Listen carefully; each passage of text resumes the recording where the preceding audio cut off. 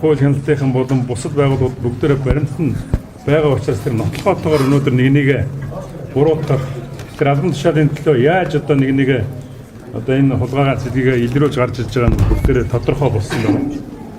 Тэр энэ өнөөдөр ингэж үндэсний аюулгүй байдлын зөвлөлийн 3 гишүүний 2 нь намаас одоо шууд томилогддог албан тушаалт. Нэг нь бол ерөнхийлөгч бүх ордоноос сонгогдож байгаа. Намаас сонгогдсон 2 нөхөр нь одоо хоёулаа зэрэг явж гин гэдэг бол энэ хулгай зэргийн гурав хэтгцсэн. Тэдний баримтанд тэр одоо хууль хүчнээр одоо бүгдээрээ хойрлолтой өөрсдөөсд нь бүгдэнд нь бэлэн болцсон. Тэр баталгаатай баримт дээр өнөөдөр ингэж барьцаалагдаж хоёулаа унж байгаа нь энэ тодорхой харагдаж байгаа. Тэгэхээр энэ 9 жилийн туршид одоо энэ өнөөдөр энэ хоёулынгийн огцруулна гэдэг бол энэ сөрөг хүчний устгагч бол том ялалт. Энэ бол хулгай зэргийг илрүүлж энэ Монголын ард түмний төмөнд ирэх ёстой тэр хөрөнгө мөнгө бүгдээрээ энэ авилгачдын, луурчдын гутсан дор альсвал тэр их тэнгэр, баг тэнгэр тэр богдын аманд байгаа тэр хаусууд тэр хоосон байдаг гэдэг. Энэ зайс хотын төвд үнэтэй 10 тэр одоо олон байрууд бүгдээрээ харахгүй байдаг үстэй.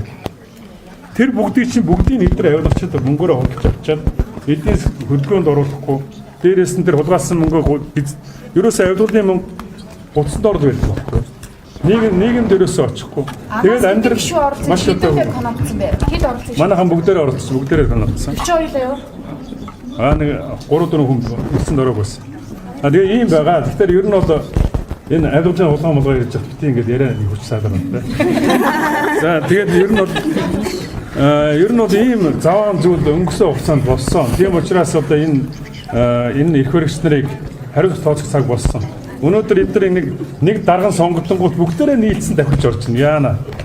Сайхан хулгаан дээр бүгдээрээ хуулийн дээр гарцсан, хулгааныхаа дээр гарцсан тийм ээ. Бүгдээрээ нийлчихэд ороод ирнэ. Тэгээд энэ үед нь та нар өнөө сайн сурвалж гаргав юм шиг баярлалаа. Хүн намч гөрхий яг. Яг нэг дарга нар нь юу гэж хэлнэ үү? Тэр нэг ах нам нь ямар юм хэлнэ үү? Яг тэргээр л явдаг гэсэн шүү дээ. Өөрөлд одоо тэр хүрэг дөржийн тойрогдол тэр хүнийг дэвшүүлээд сандлын хуваа гэдэг нь нам байхгүй да. Цаашид ямар хүмүүс улсын хурлын дарга болон ерөнхий сайдаар хамтдасаа гэж хүссэн. Манай ардсан нам бол 2012-оос 16 он засаг барьсан харамстай одоо ажил сайн хийсэн боловч харамстай нэг нэгдлээ ерөөсөө ангаж чаддаггүй. Тийм учраас 2016 он ард түмэн маш хатуу дүн тавьж бидрийг эсгэн үнэтэй болгосон. Энэ эсгэн хүнтэй болсноос хойш 2016, 2020, 2024 энэ олон сонгуулиуд дээрээс нь ерөнхийлөгчийн сонгуулиуд бүгдэнд нь бид нар ядагдсан.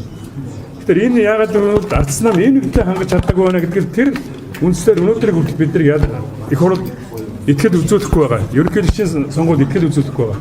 Энэ итгэлийг өнгөрсөн их хурлын намын даргын сонгуулиар бид нар ард түмнээсээ буцааж авч чадсан. Энэ итгэлийн үр дүнд манай нам маш их одоо юу нэгдэлтэй байгаа. Дээрээс нь өнөөдөр та бүхэн харж байгаа яг тэр 3 одтой шийдвэр дээр яаж их хурлын гишүүд бүгдээр хамтдаа зогсож байна. Энэ бол ийм нэгдлийн илэрхийлэл. Тийм учраас Монголын ард түмэн манай ардсан намд итгэж болох цаг болсон. Шинэ залуучууд ирсэн. Шинэ итгэл дүүрэн тэр хүмүүс Монгол улсыг удирдах цаг болсон. Дараагийн цагт нэг